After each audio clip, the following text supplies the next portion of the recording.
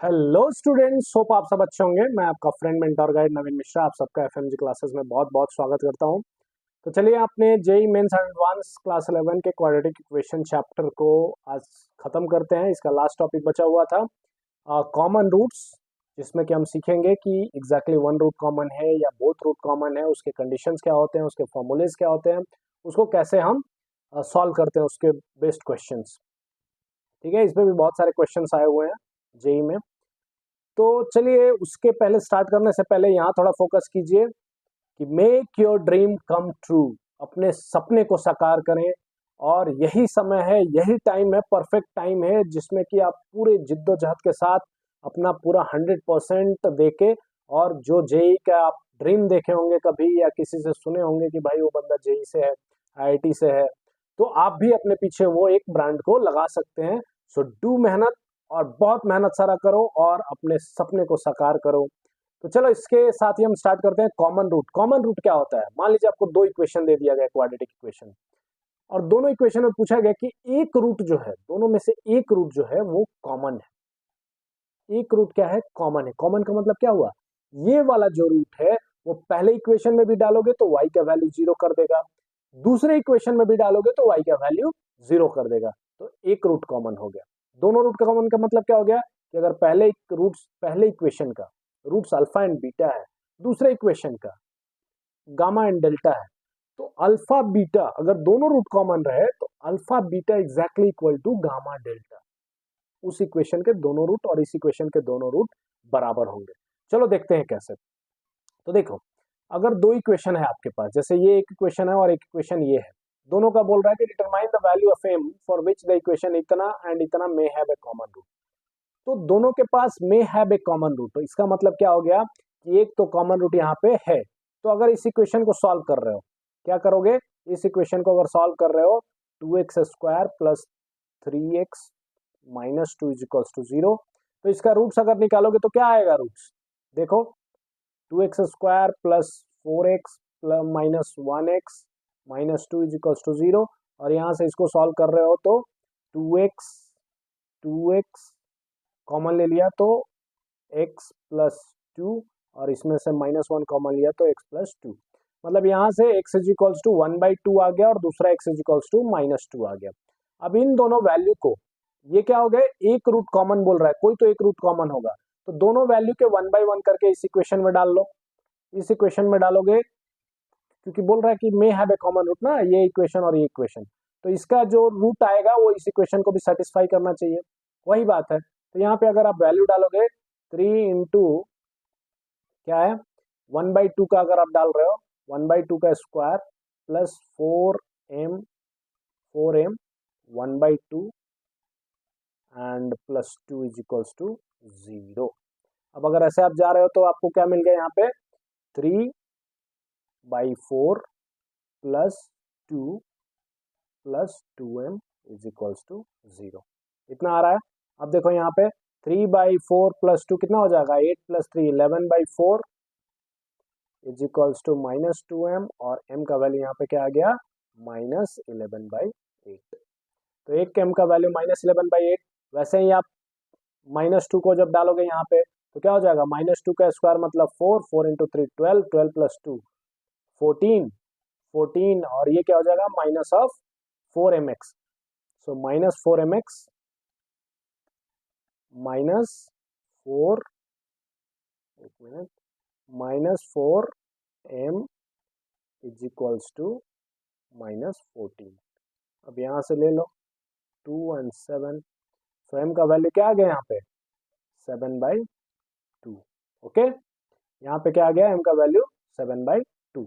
तो इस तरह से इस टाइप के क्वेश्चन में हमें क्या था, एक रूट तो हमें इजीली मिल गया, इसलिए हमने दूसरे इक्वेशन में उसको देकर सेटिस्फाई कर लिया। बट हर केस में वैसा नहीं होता है। तो कई बार आपको क्या बोल देगा कि दो इक्वेशन दे दिया, जैसे 2x² plus 4x plus 3 is equals to 0 and 4x² plus 8x plus 6 is equals to 0। बोल देगा कि यस 8 इज इक्वल्स टू 0, बोल देगा कि एक रूट इसमें कॉमन है। तो आप क्या करोगे? अल्फा मान लो कॉमन है तो अल्फा इसमें भी डालोगे और अल्फा इस वाले इक्वेशन में भी डालोगे, दोनों में डाल के सॉल्व करोगे। वहां से जो आपको वैल्यू आएगा और जिस चीज का भी वैल्यू पूछा जाएगा वहां से आप इजिली निकाल सकते हो। तो आपको क्या करना है, जब एक रूट कॉमन हो तो एक कंडीशन ये है कि आप दोनों इक्वेशन को सॉल्व करो। दूसरा एक केस देखिए यहाँ पे क्या है, दूसरा एक केस आपको क्या कर सकते हैं, मान लीजिए आपको ये एक इक्वेशन ये दिया है, दूसरा इक्वेशन ये दिया है, तो इसको आप क्या करिए, जैसा आपने मैट्रिक्स और डिटर्मिनेंट में पढ़ा होगा, A1 B1 C1 A2 B2 और C2, ऐसा कर लीजिए। अब यहाँ पे आप क्या कर सकते हैं, सबसे पहला A1 और C1 इसका रिलेशनशिप बना लीजिए।